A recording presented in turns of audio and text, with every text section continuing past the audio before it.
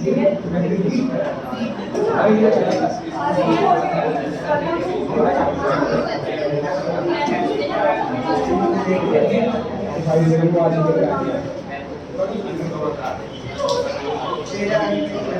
ध्यान से बुक 3 का लास्ट चैप्टर है कैश फ्लो स्टेटमेंट। अभी चैप्टर नंबर 4 रहता है रेशियो एनालिसिस, उसके बाद कराया जाए। इस चैप्टर की लगभग 8 मार्क्स की वेटेज रहेगी। एक लॉन्ग क्वेश्चन आना है 6 नंबर का और एक नंबर के 2 शॉर्ट क्वेश्चन आने हैं। बुक का कुछ काम नहीं है जी, आपको बोर्ड पे देखना है तो पूरी क्लास।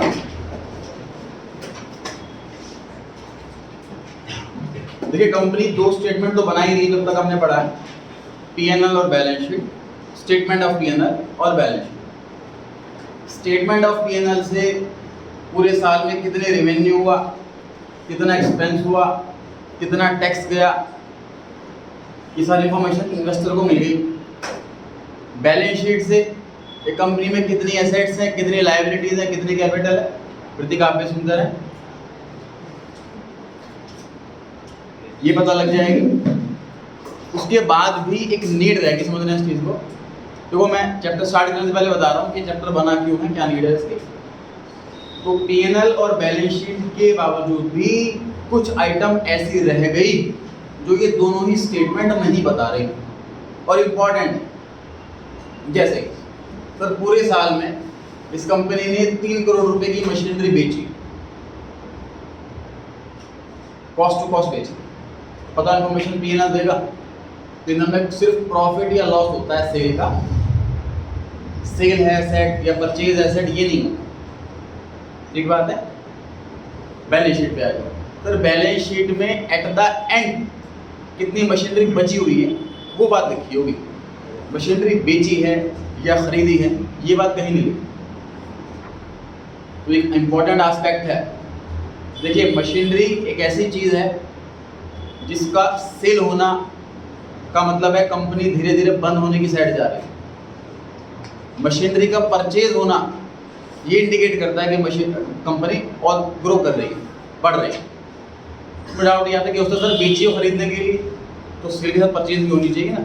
अगर सेल है और परचेज भी है और परचेज ज़्यादा की है सेल के मुकाबले तो अच्छी बात है, ये पुरानी मशीन बेचकर नई मशीन ले रहे।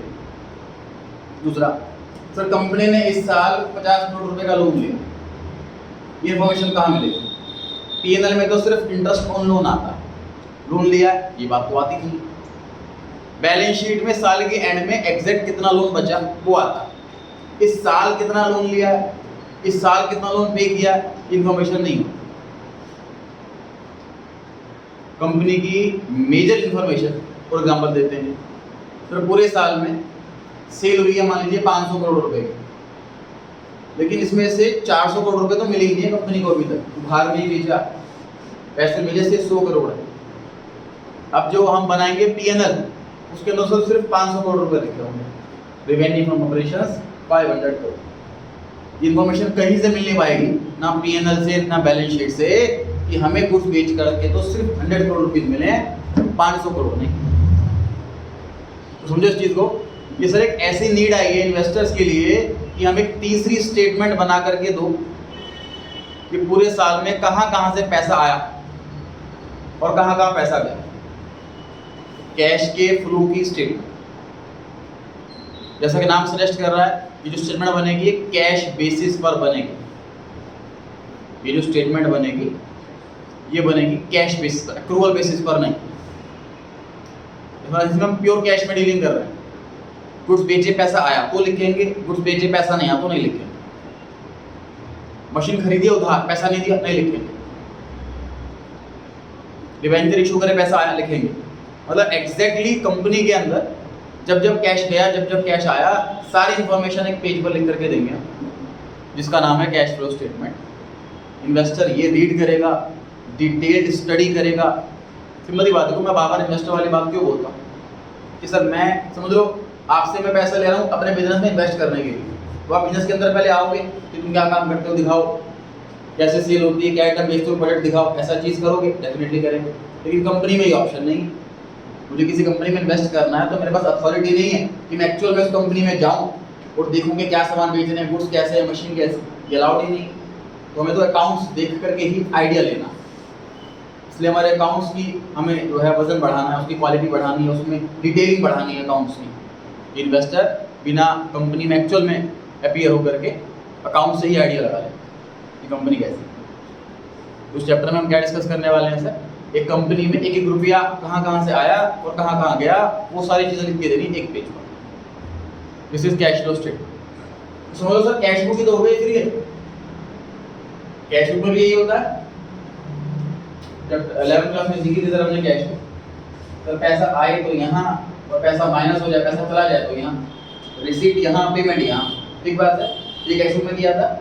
तो कैश बुक और कैश फ्लो स्टेटमेंट सर फर्क क्या हो गया? ये हो गया डेली बेस पर। तो एक दिन में 5 बार पैसे आए हैं तो 5 बार लिखा होगा इसमें। मान लीजिए गुड्स बिके एक दिन में 15 बार और साल में 300 दिन ऑफिस खुला है, तो इसमें 300 × 15 कितनी बार लिखा होगा सेल्स? इसमें सिर्फ एक बार लिखा होगा। मतलब मैं इसको बोल सकता हूँ sir, it is a summary of cash book.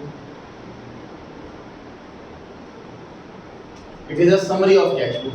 Sir rent पे करते हैं हर महीने, कैश बुक में रेंट टोटल 12 टाइम्स लिखा होगा साल में, इसमें एक ही बार लिखा होगा। तो इसमें भी कैश की डिटेलिंग होती है, कैश बुक भी कैश बेस पर बनती है, लेकिन ये डेली वाइज होती है। अब मैं कैश बुक तो पूरा रजिस्टर बन जाएगा, एक दिन में 100-200 ट्रांजैक्शन होती है। तो कैश बुक हम पीडीएफ तो नहीं भेजेंगे इन्वेस्टर को कि आप इसमें एनालाइज कर लो कि कहाँ कहाँ से पैसा आया गया, समझ में ही नहीं आएगा कुछ। बस सिंपल सी बात, आपके फाइनल रिजल्ट के टाइम रिपोर्ट कार्ड ना दे करके आपके पेरेंट्स को सारे के सारे यूटी दे दें, दूसरे समझ नहीं पाएंगे कि डांटे हैं कि गिफ्ट दें। तो रिपोर्ट कार्ड ही एक ऐसा कंक्लूजन है कि एक पेज पर पूरी समरी चाहिए जी, हमें डिटेलिंग नहीं चाहिए। तो एक समरी है कैश बुक की, कैश फ्लो स्टेटमेंट। क्लियर बात है जी बात? अच्छा, कैश बुक में हमने कैश को बाइफरकेट कैसे किया था कि पैसा आए तो डेबिट, जाए तो क्रेडिट। मतलब ट्रांजैक्शन को हमने उसके नेचर वाइज नहीं बांटा, इनफ्लो आउटफ्लो वाइज बांटा। इनफ्लो राइट साइड में, आउटफ्लो लेफ्ट साइड में। इस बार हम उस तरीके से नहीं बांटने वाले, हम बांटने वाले हैं ट्रांजैक्शन के नेचर वाइज। कि ट्रांजैक्शन बिजनेस के मेन काम से रिलेटेड है, कि लोन लेने से रिलेटेड है, कि इन्वेस्टमेंट करना हो उससे रिलेटेड है, इस कैटेगरी से बांटा।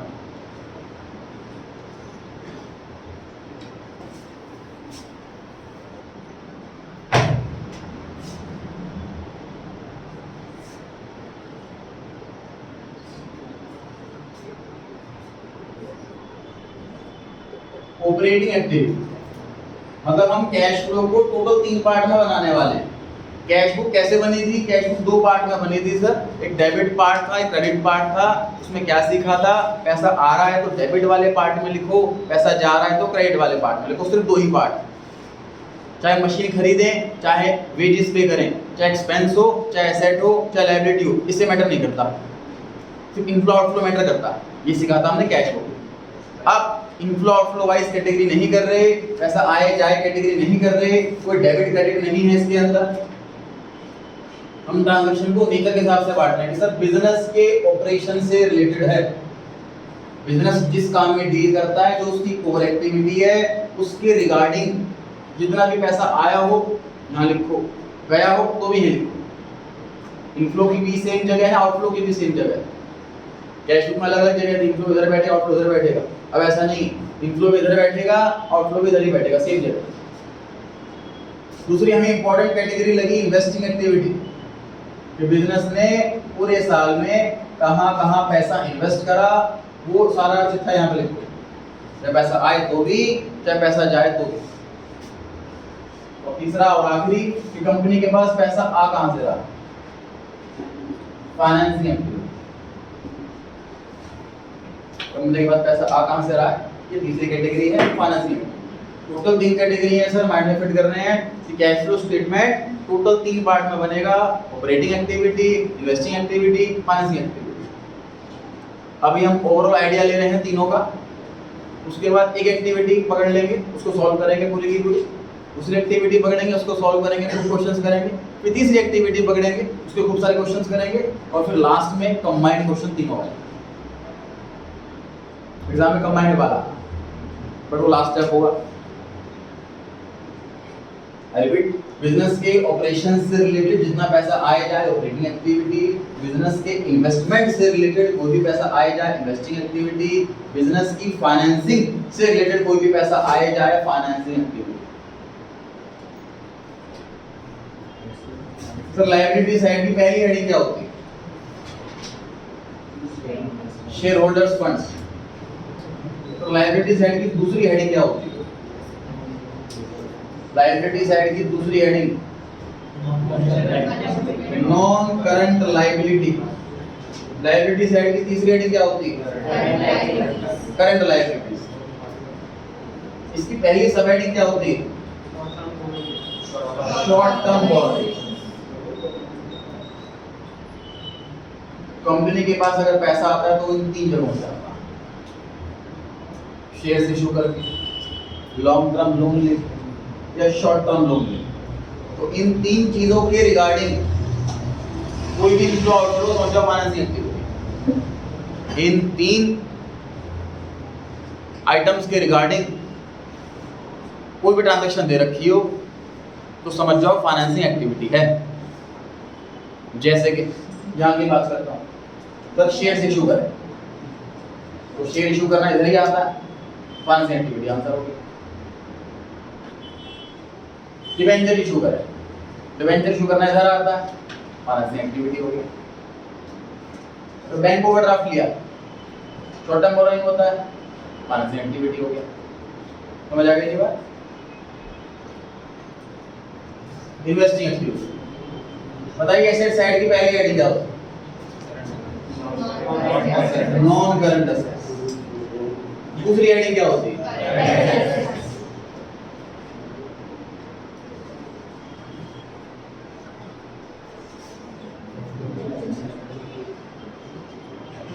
लॉन्ग टर्म बोरोइंग भी आ सकता है फाइनेंसिंग एक्टिविटी में।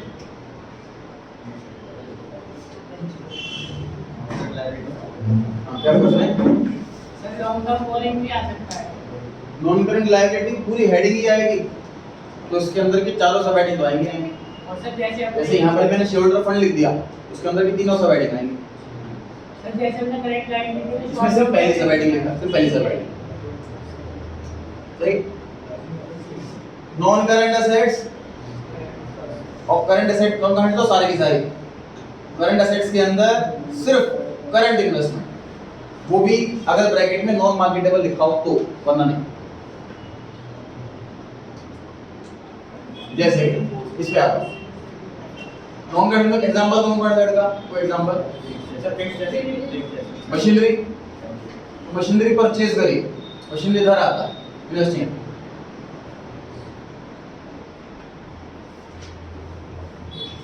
ऑपरेटिंग एक्टिविटी जो बिजनेस को ऑपरेट करने के लिए जरूरी है, उससे रिलेटेड सारे इनफ्लो आउटफ्लो। अब उसकी आइटम बैलेंस शीट के अंदर नहीं आती, इसलिए मैं बैलेंस शीट की कोई आइटम नहीं लिखने वाला यहाँ पर। जैसे कि गुड्स बेचे, पैसा आ गया, एम्प्लॉय को सैलरी दी, पैसा चला गया। तो बिजनेस को ऑपरेट करने के लिए जरूरी है वो ऑपरेटिंग एक्टिविटी। इसे वाइज कर रहे हैं जी, total 3 activity, operating, investing, financing. Financing activity मतलब कंपनी के पास पैसा कहाँ से आ रहा है, अरेंजमेंट क्या है पैसों का, सोर्स क्या है मनी का, this is financing activity. Total 3 है, share holder fund, non current liability, और करंट लायबिलिटी में सिर्फ पहले वाली सब heading short term borrowing. Share holder fund पूरा, नॉन करंट लायबिलिटी पूरा, करंट लायबिलिटी में सिर्फ पहली सब हेडिंग शॉर्ट टर्म बोरोइंग्स। करता यहाँ से आता कंपनी। इन्वेस्टिंग एक्टिविटी, कंपनी कहाँ पैसा इन्वेस्ट कर रही है, तो कंपनी इन्वेस्ट करती है पैसा एनसीए के अंदर, नॉन करंट एसेट्स के अंदर, तो वो यहाँ आएगा। और करंट एसेट्स में अगर नॉन मार्केटेबल, मतलब कि ऐसी इन्वेस्टमेंट है जो मार्केटेबल नहीं है, मार्केट में बेच नहीं सकते, जैसे शेयर्स मार्केट में परचेज से जब मर्जी कर सकते हैं तो वो मार्केटेबल होता है।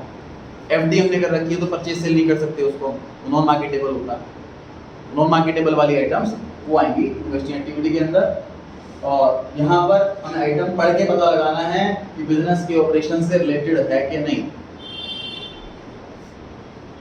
अब कुछ पॉइंट डिस्कस करते हैं। आप लोग हैंड रेस करके आंसर देंगे, मैं ट्रांजैक्शन बोलूँगा और आपको आइडिया लगाना है जो इतना अब तक पढ़ा है आपने उस बेस पर कि तीनों में से कौन सी एक्टिविटी हो सकती है। रेंट पेड, हैंड रेस करेंगे जी, पहले इसको लगता है आंसर आता है सर ऑपरेटिंग। ऑपरेटिंग एक्टिविटी है सर। रेंट पेड, बिजनेस को हम बिजनेस चला रहे हैं तो हमें प्रॉपर्टी रेंट पर लेनी पड़ेगी, रेंट देना पड़ेगा, रिलेटेड टू बिजनेस है तो इसलिए ऑपरेटिंग एक्टिविटी हो गई। Sale of machinery, investing sir, machinery जो है वो एनसीए का पार्ट है इसलिए सेल ऑफ मशीनरी इन्वेस्टिंग में आएगा। हमें ये नहीं देखना कि इनफ्लो है कि आउटफ्लो है, इनफ्लो है तो भी यही, आउटफ्लो है तो भी यही, आइटम उसी हेडिंग की होनी चाहिए, हमें इस चीज़ से मतलब है, ठीक है। नेक्स्ट, रिडम्पशन ऑफ डिवेंचर्स, बोलेंगे नहीं जी, हाँ जी। फाइनेंसिंग एक्टिविटी, डिवेंचर जो है वो एनसीएल का पार्ट है, नॉन करेंट लायबिलिटी के अंदर आता है, रिडीम करें हमने, पैसा जा रहा है तो ये फाइनेंसिंग एक्टिविटी हो गई, क्या पैसा आए चाहे जाए, एनसीएल का पार्ट है फाइनेंसिंग एक्टिविटी, ठीक है जी। अच्छा, कुछ ट्रांजैक्शन सर ऐसी हैं तो तीनों में से कोई भी नहीं, जैसे कि इनकम टैक्स का रिफंड मिला, हमने टैक्स भर दिया और इनकम टैक्स से नोटिस आया कि आपका इनकम कम बनती है, टैक्स कम बनता है और रिफंड आ गया इनकम टैक्स का। तो इनकम टैक्स का रिफंड ना तो एसएफ, ना एनसीएल, ना short term borrowing. Income tax का रिफंड ना एनसीए, ना करंट इन्वेस्टमेंट। इनकम टैक्स का रिफंड लेना हमारा मेन काम नहीं है, तो तीनों में से कोई सी भी एक्टिविटी नहीं हुई। लेकिन ये कैश आ तो रहा है, हमें कहीं ना कहीं तो लिखना पड़ेगा। तो जैसे कैश बुक चैप्टर के अंदर याद कीजिए कि पैसा आया हो या गया हो, हमें लिखना जरूर है, वरना कैश टैली कैसे होगा? At the end of the year में कैश तो टैली करके दिखाना है।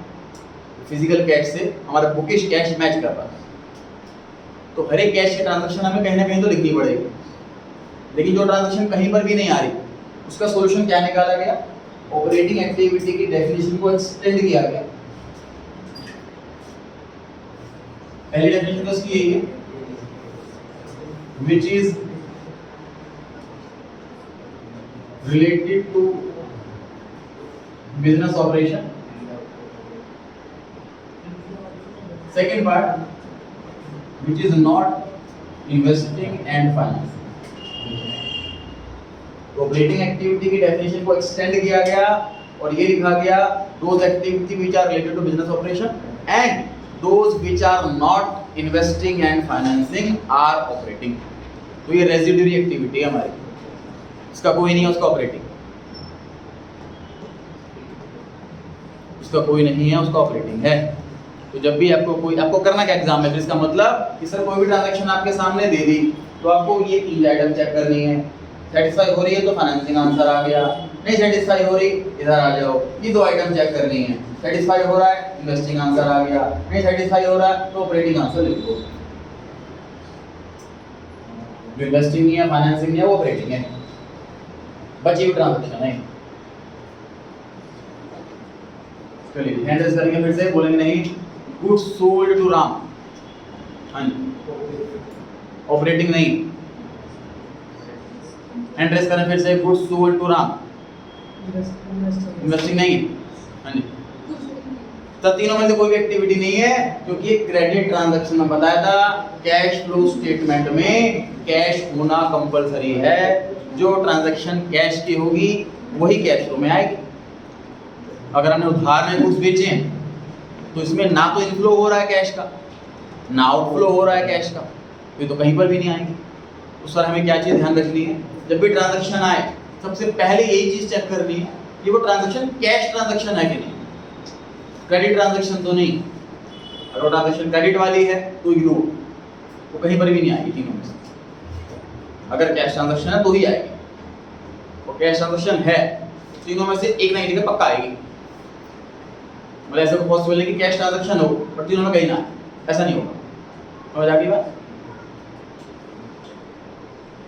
चलिए, wage is paid, hand raise करें फटाफट से। वेज इज पेड, हाँ जी, ऑपरेटिंग है सर। वेज इज पे करना, लेबर को पैसे देना, ये हमारा मेन काम है, रिलेटेड टू बिजनेस है, इसलिए ऑपरेटिंग एक्टिविटी में आया है।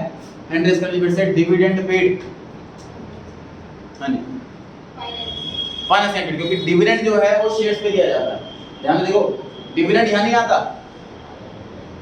डिविडेंड यहाँ नहीं आता, डिविडेंड शेयर्स पर देते हैं, वो शेयर्स यहाँ आते हैं, तो ये भी फाइनेंसिंग। तो यहाँ पर जो आइटम आ रही हैं उसके रिगार्डिंग इनफ्लो आउटफ्लो तो फाइनेंसिंग में आएगा, और उनकी वजह से कोई और इनफ्लो आउटफ्लो हो रहा है वो भी इधर ही आएगा। समझ आ रही है बात? शेयर्स यहाँ पर आते हैं लेकिन डिविडेंड यहाँ नहीं आता, लेकिन डिविडेंड शेयर्स पर ही दिया जाता है, इससे फाइनेंसिंग एक्टिविटी बनेगा ये। समझ आ रही है बात? चलिए हैंडल्स करनी पड़ता है। इंटरेस्ट पेड, हाँ जी, फाइनेंस इंटरेस्ट जो पे होता है वो लोन पर पे होता है, लोन इधर आता है, इसलिए इंटरेस्ट पेड भी फाइनेंसिंग एक्टिविटी बनेगा। हैंडल्स कम हो रहे हैं अभी बच्चों के।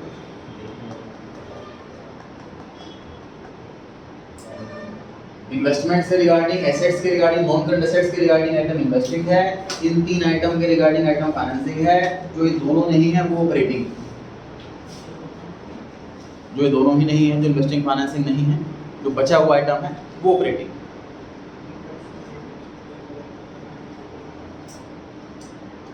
चलिए हैंडल्स करें परचेज ऑफ बिल्डिंग, हाँ जी, investing activity, investment investing activity, investing activity में सारी एनसीए के रिगार्डिंग सारी आइटम आएंगी, नॉन करंट एसेट के रिगार्डिंग, ठीक है।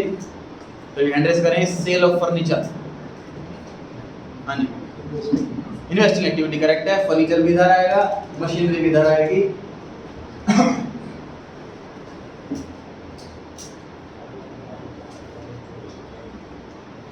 Investment in gold, investing activities है, क्योंकि इन्वेस्टमेंट कर रहे हैं गोल्ड में, तो वो भी एनसी के अंदर आएगा, वो इन्वेस्टमेंट के अंदर, तो वो भी इन्वेस्टिंग एक्टिविटी हो गई। इशू ऑफ डिवेंचर्स, बोले नहीं ना लायक, हाँ जी, फाइनेंसिंग एक्टिविटी, डिवेंचर इशू कर रहे हैं हमने, ये एनसीएल के अंदर आता है, तो फाइनेंसिंग एक्टिविटी बनेगा। रेंट रिसीव्ड, हैंड रेज करें, रेंट रिसीव्ड, सर इन दोनों में से कोई भी sir investing, investing answer correct है, पूरे ध्यान से, rent received. Sir rent receive का मतलब बताइए, हम लैंडलॉर्ड हैं कि टेनेंट हैं? लैंडलॉर्ड। तो हमारी खुद की बिल्डिंग पर हमें रेंट मिल रहा, और बिल्डिंग किधर आती है, इसलिए रेंट रिसीव्ड इन्वेस्टिंग एक्टिविटी। तो एक बात बताओ सर, रेंट पेड की बात करें अगर, तो रेंट पेड भी तो बिल्डिंग पर ही पे किया होगा, तो वो बिल्डिंग में तो एनसी होगी, तो वो इन्वेस्टिंग क्यों नहीं है? क्योंकि वो वाली बिल्डिंग यहाँ पर है ही नहीं। समझे इस चीज को? अगर हम रेंट पर बिल्डिंग लेते तो अपनी बैलेंस शीट में थोड़ा बिल्डिंग लिख देंगे हम, एनसीए में बिल्डिंग लिखेंगे ही नहीं। एनसीए में कौन सी बिल्डिंग आएगी, इसकी ओनरशिप हमारी। तो अगर हम रेंट पे कर रहे हैं, इसका मतलब वो वाली बिल्डिंग यहाँ पर है ही नहीं, इसलिए इन्वेस्टिंग नहीं बनेगा, वो ऑपरेटिंग बनेगा। अगर रेंट रिसीव कर रहे हैं, हमारे पास खुद के पास बिल्डिंग है, तो बिल्डिंग यहाँ आएगा, तो इन्वेस्टिंग बनेगा। समझ आ रही है बात? ये कंफ्यूजन वाली बात है, ध्यान रखिए कि रेंट पेड हो तो ऑपरेटिंग, रेंट रिसीव्ड हो तो इन्वेस्टिंग। पल्ले पड़ेगी नहीं पड़ी, सब कोई बात। रेंट पे कर रहे हैं तो बिल्डिंग हमारे पास है ही नहीं, एनसीए में है ही नहीं वो बिल्डिंग, इसलिए ऑपरेटिंग एक्टिविटी। रेंट रिसीव कर रहे हैं तो हमारे पास बिल्डिंग है, इन्वेस्टिंग। हाँ जी, अगर सिर्फ रेंट लिखा है तो क्या रिसीव करेंगे? सिर्फ रेंट लिखा है, सिर्फ रेंट लिखा हो तो पेड मानते हैं, और ऑपरेटिंग एक्टिविटी आंसर आएगा। सिर्फ रेंट लिखा हो तो पेड मानते हैं, ऑपरेटिंग एक्टिविटी आंसर आएगा। Same paid. चलिए नेक्स्ट, एंट्रीज करें purchase of shares, investing activity correct है जी। सर शेयर्स तो अभी भी याद किया था हमने, यहाँ पर आता है, लेकिन अब मैं कह रहा हूँ इन्वेस्टिंग में आएगा। तो इस चीज को, यहाँ पर कौन से शेयर्स आएंगे जो हमारी खुद की कंपनी की और हमने इशू कर रखा है, यहाँ पर दो वाले शेयर आएंगे। अगर क्वेश्चन में लिखा है परचेज ऑफ शेयर्स, इसका मतलब हमने किसी और कंपनी के शेयर खरीदे, इसका मतलब हमने किसी और कंपनी के शेयर्स में इन्वेस्टमेंट करी, और investment in another company is investing. तो शेयर इशू करना, फाइनेंसिंग, शेयर परचेज करना, इन्वेस्टिंग। पढ़ेंगे आगे। Next, interest paid. हाँ जी, ये आपका आंसर आ रहा है, मैं निकाल दूँ क्लास दोबारा बोलो। हाँ जी सर फाइनेंसिंग का बोलो पीछे। फाइनेंसिंग बचा, दोनों आंसर बोल दिए। सर इंटरेस्ट पेड फाइनेंसिंग ये तो होगा, उसमें क्यों डाउट लग रहा है? इंटरेस्ट पे कर रहे हैं तो लोन लिया हुआ होगा तभी पे कर रहे हैं इंटरेस्ट, तो लोन लिया तो इधर आएगा। इंटरेस्ट पेड, इंटरेस्ट पे कब करते हैं? जब लोन लेते हैं, लोन इधर आता है तो इंटरेस्ट पेड इधर ही तो आएगा। यहाँ पर कौन सा पॉइंट है जो इंटरेस्ट से रिलेट करेगा, या फिर यहाँ पर कौन सा पॉइंट है जो इंटरेस्ट से रिलेट करेगा? कोई भी नहीं। समझ आ रही है बात? Interest paid is an financing activity, क्योंकि रिलेटेड टू एनसीएल है। क्या डिबेंचर पे इंटरेस्ट पे करें, डिबेंचर भी इधर ही आते हैं। लोन पे इंटरेस्ट पे करें, लोन भी इधर ही आता है। नेक्स्ट, हैंड रेज करें, इंटरेस्ट रिसीव। हाँ जी पीछे। इन्वेस्टिंग करेक्ट है जी। इंटरेस्ट रिसीव्ड का मतलब क्या हुआ कि हमने किसी को लोन दे रखा है, उसको हमें इंटरेस्ट मिल रहा है, और हमने किसी को लोन दिया हुआ हो तो हमारी एसेट, उस पर इंटरेस्ट मिल रहा है। इन्वेस्टिंग एक्टिविटी, उसका कंफ्यूजन क्लियर करनी है। यहाँ पर इंटरेस्ट पे कर रहे हैं तो फाइनेंसिंग। ये सोच के देखो ना, मैं इंटरेस्ट पे कर रहा हूँ मतलब मैंने कर्जा ले रखा है किसी से, फाइनेंस से रिलेटेड। मैं इंटरेस्ट रिसीव कर रहा हूँ मतलब मैंने कहीं पैसा इन्वेस्ट कर रखा है, तभी इंटरेस्ट मिल रहा है मेरे को। इन्वेस्टिंग एक्टिविटी तो आ रही है बात। नेक्स्ट, हैंड रेज करें, डिविडेंड पेड। हाँ जी, फाइनेंसिंग एक्टिविटी है सर, डिविडेंड पे किया जाता है शेयर्स पर, शेयर शेयरहोल्डर फंड के अंदर आते हैं, financing activity. Next, dividend received. हाँ जी, इन्वेस्टिंग। डिविडेंड रिसीव्ड का मतलब क्या हुआ कि हमने किसी और कंपनी के शेयर्स खरीद लिए और उस पे हमें डिविडेंड मिल रहा है, वो डिविडेंड पेड इधर और डिविडेंड रिसीव्ड इधर। सिंपल सी बात, डिविडेंड हमें अगर पैसा मिल रहा है तो हमने कहीं पैसा इन्वेस्ट कर रखा होगा तभी मिल रहा है हमको पैसा, इन्वेस्टिंग एक्टिविटी है। तो डिविडेंड पेड दिखे फाइनेंसिंग, डिविडेंड रिसीव्ड दिखे इन्वेस्टिंग। नेक्स्ट है, हैंड रेज करें, sale of shares. Hand raise करें, sale of shares. Investing correct है जी, तो लिखा हुआ है sale of share, issue of share नहीं लिखा। सेल का मतलब क्या होगा कि हमने कभी परचेज किया होगा। अगर क्वेश्चन लिखा हुआ है सेल ऑफ शेयर्स, इसका मतलब पास्ट में कभी परचेज किया होगा हमने, तभी आज सेल कर रहे हैं। और अगर हमने परचेज कर रखे हैं शेयर तो किसी और कंपनी के खरीदे होंगे, अपनी कंपनी के शेयर नहीं खरीद सकते। तो कौन सा टर्म हमने सीखा है, बायबैक वाला। वो तो जैसे हम बायबैक करते हैं तुरंत कैंसिल कर देते हैं उन शेयर्स को, डिलीट कर देते हैं, शेयर्स कम हो जाते हैं उससे। अपनी कंपनी के शेयर हम खरीद करके अपने पास एज इन्वेस्टमेंट नहीं रख सकते। तो अगर हमने सेल करा है शेयर तो मतलब परचेज किया होगा, और हमने परचेज कर रखा है अगर शेयर तो हमारी इन्वेस्टमेंट है, वो फाइनेंसिंग नहीं। ध्यान रहे, purchase of share investing, sale of share investing, issue of share financing, redemption of share financing. तो क्वेश्चन मैं बोलूं सारे के सारे बुक में अवेलेबल हैं, जो नोट्स हैं मैं पढ़ाऊंगा उनसे भी, अभी ऑलरेडी डिस्कस कर रहे हैं जितना समझ पा रहे हैं।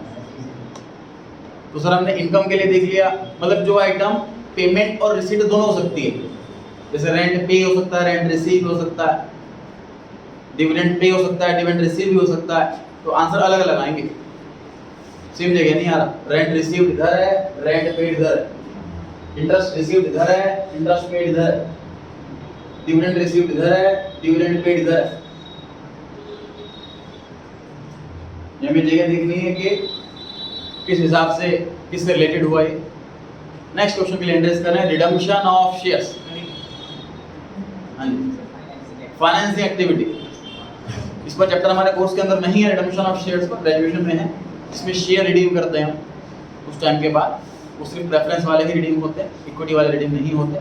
तो इससे हमारा ये वाला एसएफ कम हो जाएगा, जब शेयर रिडीम करेंगे तो ये वाला जो एसएफ है कम हो जाएगा, रिलेटेड टू फाइनेंसिंग एक्टिविटी है, इसीलिए। हाँ डाउट है?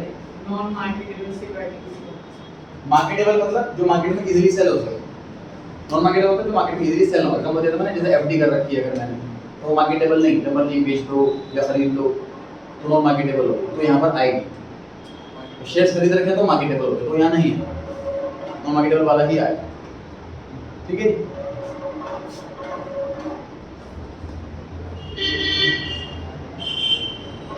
Next, issue of share for purchase of machine.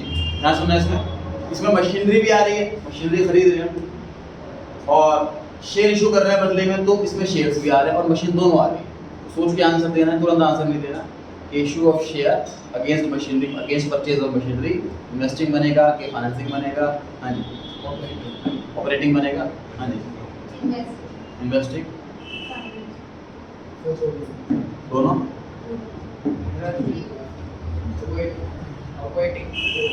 Non cash. Correct है। नॉन कैश ट्रांजैक्शन, तीनों में से कोई भी नहीं।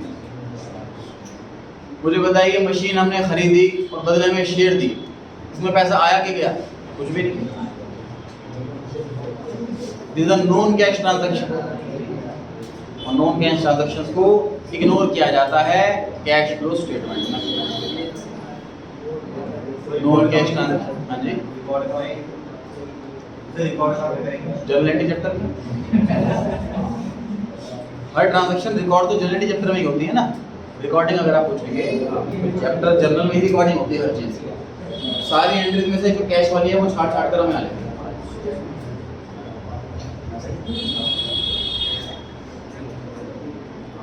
अच्छा, sale of investment, hand raise करें। Sale of investment, hand raise करें फटाफट। सेल ऑफ इन्वेस्टमेंट, हाँ जी, इन्वेस्टिंग है सर। इन्वेस्टमेंट की चाहे परचेज हो, इन्वेस्टमेंट की चाहे सेल हो, इन्वेस्टिंग एक्टिविटी हो। Purchase of machinery, investing. Sale of machinery, investing. Depreciation of machinery, sir non cash. Correct है जी, non cash. Depreciation is a non cash transaction. Depreciation में ना कैश आता है ना कैश जाता है, इसलिए तीनों में से कोई भी एक्टिविटी, तीनों में से एक भी बनने के लिए उसका कैश एक्टिविटी होना जरूरी है। सबसे पहले यही चेक करना है कि वो कैश ट्रांजैक्शन है कि नहीं।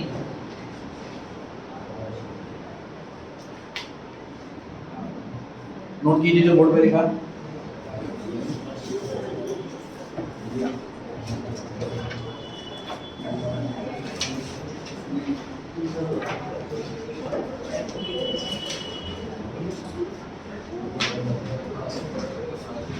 इन सबकी फुल फॉर्म नोट करना, शॉर्ट फॉर्म ध्यान ना रहेगा मेरा आपको। शॉर्ट फॉर्म बहुत अच्छे से टिप्स पर है, एनसीएल मतलब सी मतलब, तो शॉर्ट फॉर्म नोट करना वरना फुल फॉर्म नोट करना। फुल फॉर्म ना पता हो तो लिख लें।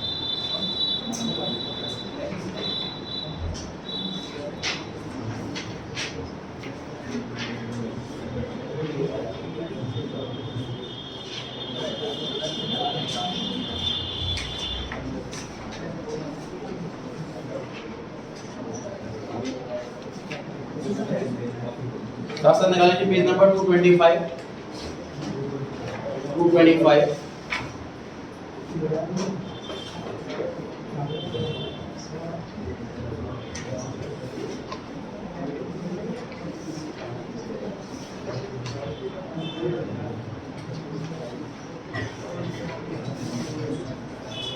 पढ़े जी पहला question. Giving reason classify the following into cash flows from operating investing. मानती पहला क्वेश्चन क्या लिखा हुआ है? Cash received from sale of investment. Investment बेची है और कैश मिला है, मतलब कौन सी एक्टिविटी हुई? Investing activity. ये भी मुझे बताओ साथ साथ कि इनफ्लो है कि आउटफ्लो है? इनफ्लो है सर, पैसा आ रहा है तो इनफ्लो है। ये सोच रहा है कि सर मशीन तो जा रही है, सेल हो रही है तो आउटफ्लो हो रहा है। हमें सिर्फ कैश का देखना है, फ्लो, एसेट का फ्लो नहीं देखना। Point number 2, wages and salaries paid. Operating का सर बिजनेस को ऑपरेट करने के लिए हमें एम्प्लॉइज को सैलरी देनी पड़ेगी। पता है इनफ्लो क्या आउटफ्लो? आउटफ्लो है सर, पैसा जा रहा। Third, cash paid to acquire share. Acquire मतलब परचेज, इन्वेस्टिंग। शेयर खरीद रहे हैं हम, तो वो शेयर यहाँ आएंगे, वो शेयर यहाँ नहीं आएंगे। इनफ्लो क्या outflow? Outflow. Next, purchase of shares by a dealer in security sir stock broker, इसका काम ही यही है शेयर परचेज करना सेल करना, उसने शेयर परचेज करे हैं, उसका मेन काम है, इसलिए ऑपरेटिंग एग्रीमेंट। तो अगर एक्सेप्शनल बिजनेस है तो उसके लिए एक्सेप्शनल ट्रांजैक्शन बन जाएगी। फॉर एग्जांपल एक बिल्डर के लिए बिल्डिंग खरीदना एमसीए नहीं होगा, ऑपरेटिंग होगा। एक बिल्डर के लिए बिल्डिंग बेचना ऑपरेटिंग होगा, एमसीए इन्वेस्टिंग नहीं होगा। तो बिजनेस जिस टाइप का है उसके अकॉर्डिंग रूल्स अगर चेंज हो रहे हैं तो कुछ आंसर भी चेंज होंगे। तो शेयर्स का बिजनेस है तो शेयर्स की परचेज से ऑपरेटिंग एक्टिविटी है। सर हाँ जी, इनफ्लो ये नहीं आउटफ्लो है परचेज करा सर, वो तो डीलर है ना सर। तो उसके बाद पैसा आएगा, कैसे पैसा जाएगा तो सही। सर आपने कहा मुझे खरीदने के लिए तो मैं ही खरीद रहा हूँ, फिर आप मुझे पैसे भी तो दोगे। जो मैं आपको पेमेंट करूंगा वो तो आपने पेमेंट रेसिपी उसके अंदर लगा दी ना, यहाँ पर आपने बिहार पर अपने लिए खरीदे।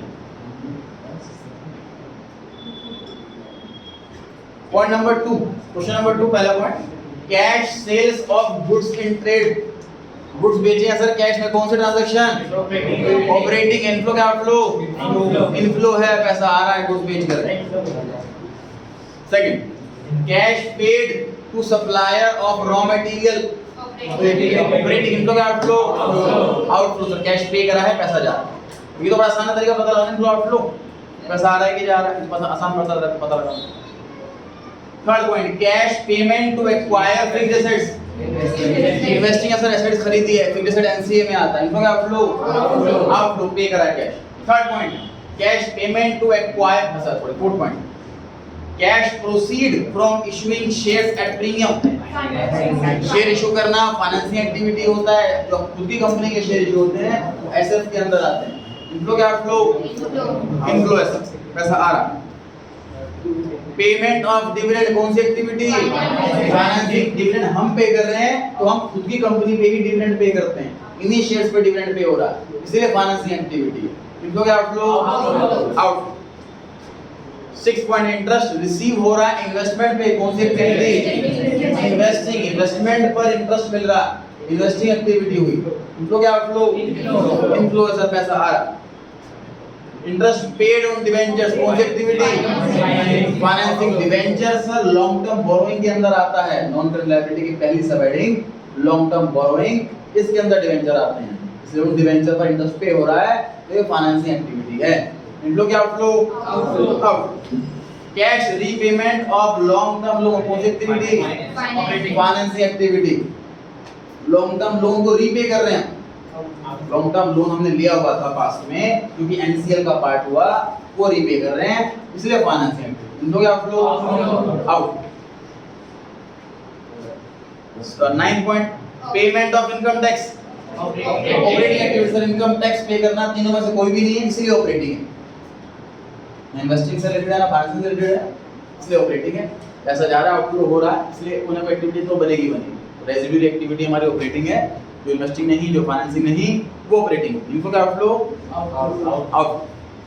अच्छा, इसी क्वेश्चन में जो फोर्थ पॉइंट है, cash proceed from issuing shares at premium, उसमें प्रीमियम वर्ड नहीं होता तो पार होता उसकी जगह, तो सेम आंसर रहता है सर, शेयर पार पे इशू हो, प्रीमियम पे इशू हो, डिस्काउंट पे इशू हो, फाइनेंसिंग एक्टिविटी ही रहता है। डिस्काउंट पे जनरली नहीं होते, एक्सेप्शन है सेक्शन 52, उसमें डायरेक्टर्स को एम्प्लॉयज को इशू कर सकते हैं sweat equity share. Third question पर आ गए थे, ध्यान से पढ़ेंगे। थर्ड क्वेश्चन, 500 डिवेंचर है 100 रुपए वाले, इस पे इंटरेस्ट रेट 12% है, वो हमने कन्वर्ट कर दी इक्विटी शेयर। तो बताइए जी कौन सी ट्रांजैक्शन बनी? शेयर भी है और डिवेंचर भी है। नॉन कैश ट्रांजैक्शन है, क्योंकि डिवेंचर कैश में शेयर में कन्वर्ट कर रहे हैं, इसमें ना पैसा आ रहा है और ना पैसा जा रहा है, ना इनफ्लो है ना आउटफ्लो है। सेकंड पॉइंट, मशीनरी खरीदी बदले में शेयर इशू कर रहे हैं, कौन सी एक्टिविटी है? नॉन कैश सर, इसमें भी ना पैसा आ रहा है ना पैसा जा रहा है, नॉन कैश आ रहा है। Third point, profit on sale of fixed assets.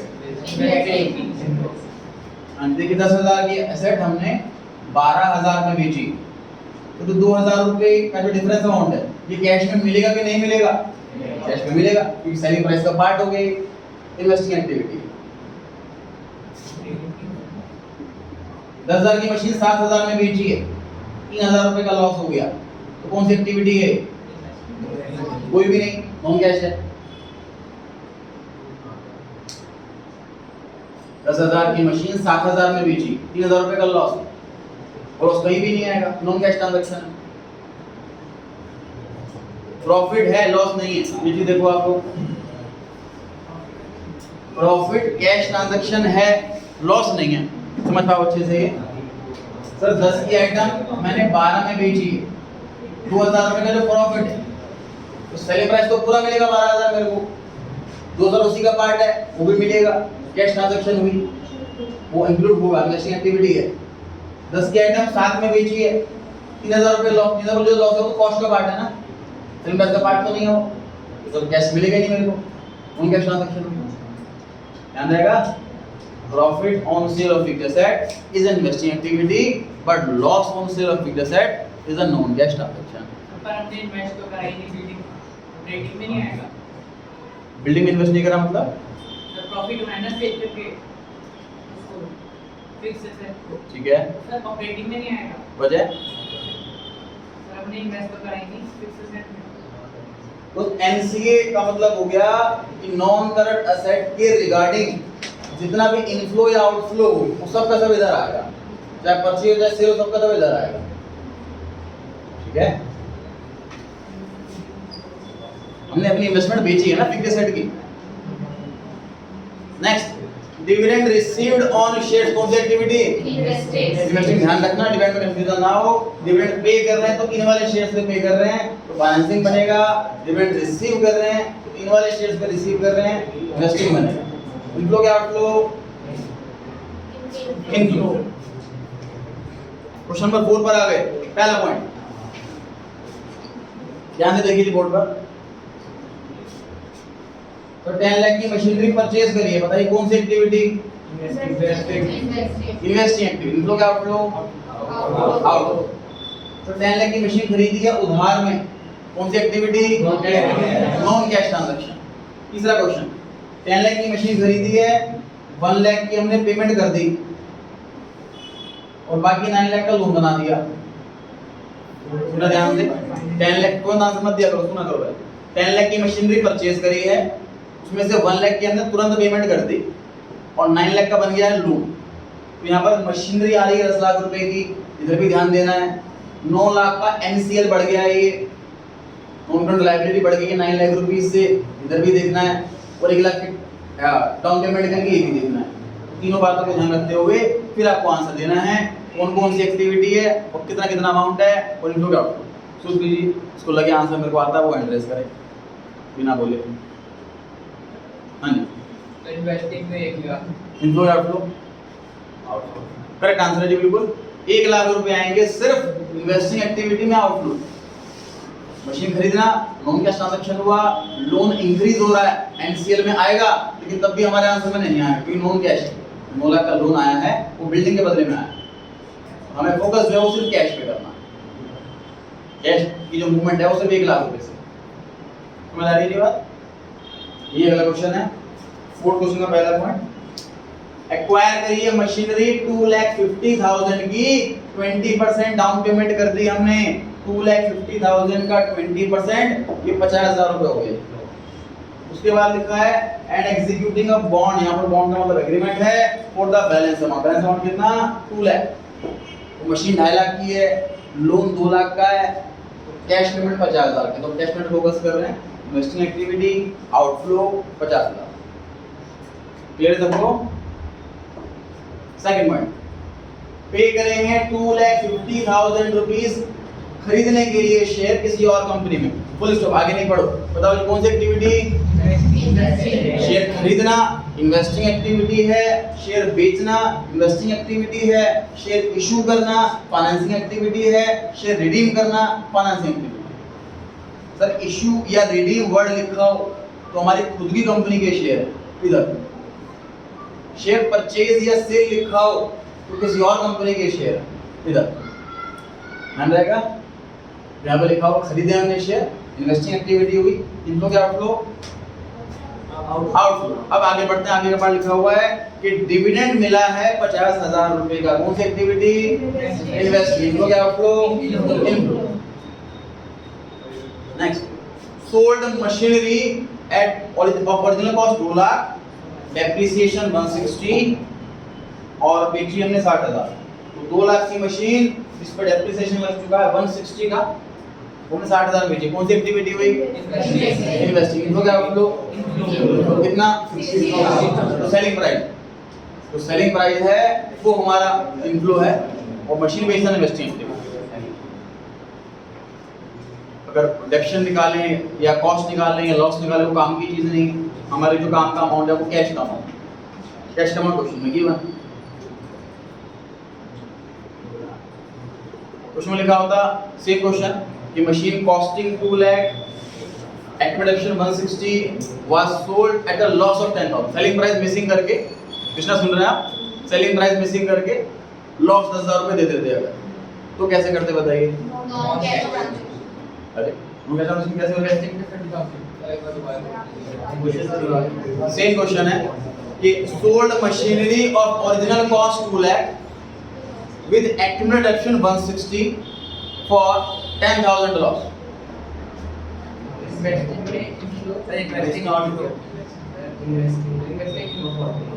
Answer बताएं, कौन सी एक्टिविटी है, इनफ्लो आउटफ्लो है, ये बताएं और अमाउंट बताएं। इन्वेस्टिंग इनफ्लो 30,000 करेक्ट है बिल्कुल आंसर।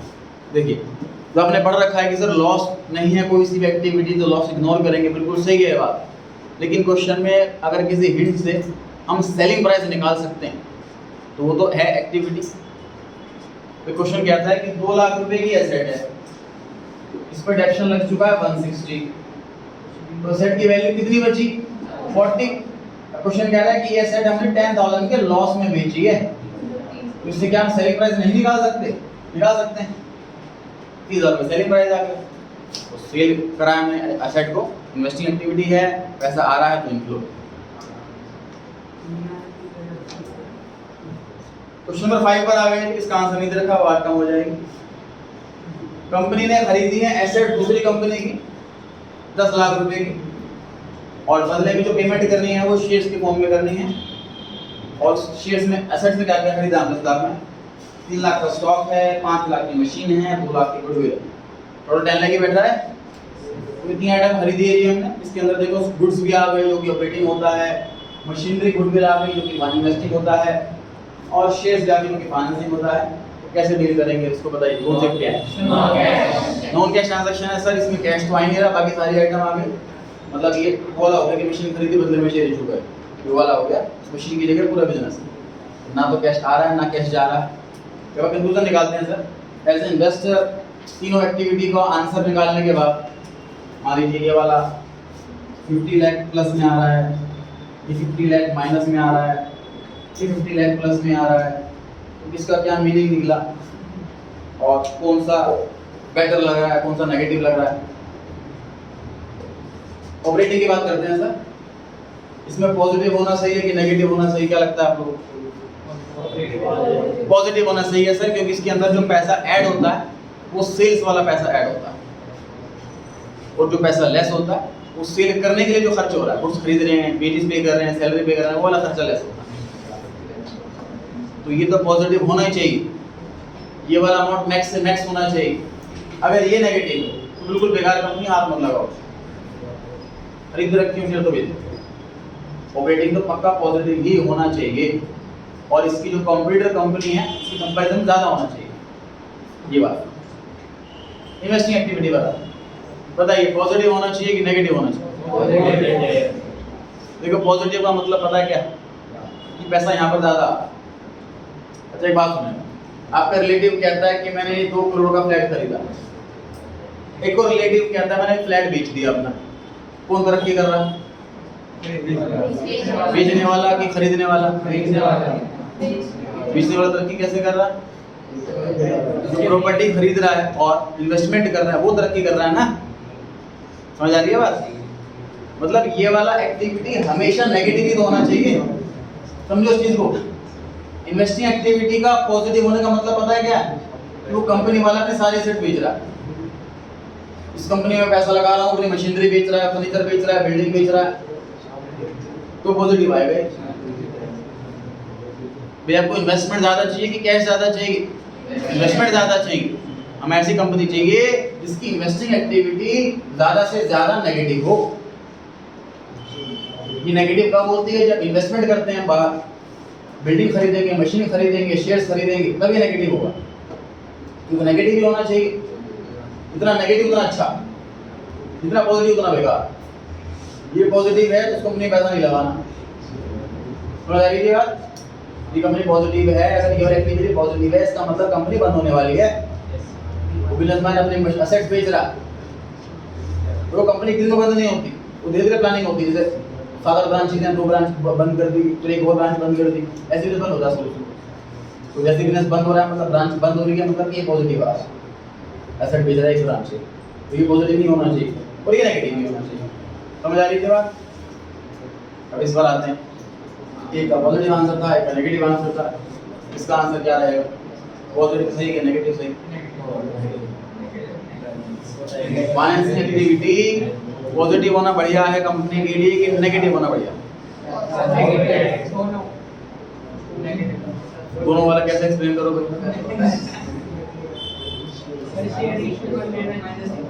तो पॉजिटिव हुआ और लाइबिलिटी है और घटने में तो हो गया, तो नेगेटिव हो गया। अगर लाइबिलिटी ज़्यादा है तो नहीं, लायबिलिटी ज्यादा इंक्रीज की बोलो ना, कैश ट्रांजैक्शन।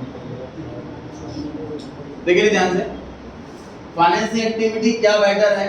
ये इन्वेस्टिंग एक्टिविटी पे डिपेंड है। कैसे समझे?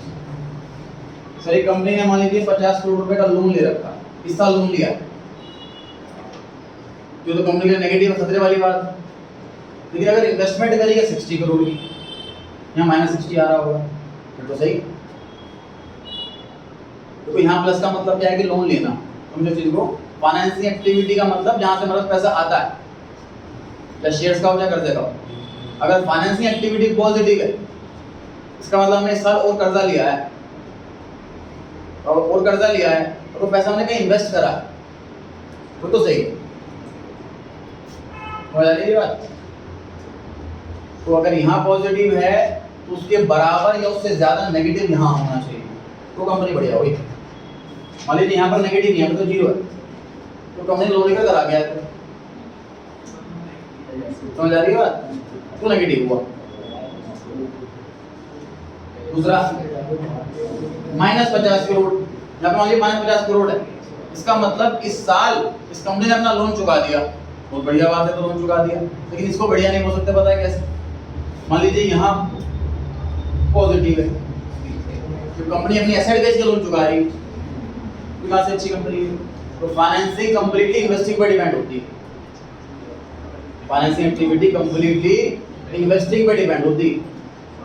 इन्वेस्टमेंट हम कहाँ कर रहे हैं? भाई यहाँ पे नेगेटिव है, मतलब लोन चुकाया हमने, तभी नेगेटिव आ रहा है। और यहाँ पॉजिटिव का मतलब हमने मशीन बिल्डिंग बेच दी, सब प्लस आ रहा है। तो एसेट बेच करके लोन चुकाया, थोड़ा कंपनी तरक्की कर रही है। इस वाले पैसे से लोन चुकाना चाहिए। और यहाँ पर मान लीजिए 0 है, ना हमने एसेट्स खरीदी इस साल ना बेची, तब भी लोन चुका दिया, उसका मतलब यहाँ पे डेफिनेटली प्लस होगा। ऑपरेटिंग पैसे से कमाया, लोन चुकाया, तो सही है। हालांकि एनालिसिस हमारे कोर्स के अंदर नहीं है, मुझे पर्पस से डिस्कशन किया जा रहा है। Operating positive the better, investing negative the better, और फाइनेंसिंग डिपेंड करता है इन्वेस्टिंग। ठीक है जी, क्रिटिकल पार्ट कंप्लीट हुआ। नेक्स्ट क्लास में फाइनेंसिंग एक्टिविटी स्टार्ट करते हैं। जितना करा है रिवाइज करके आए।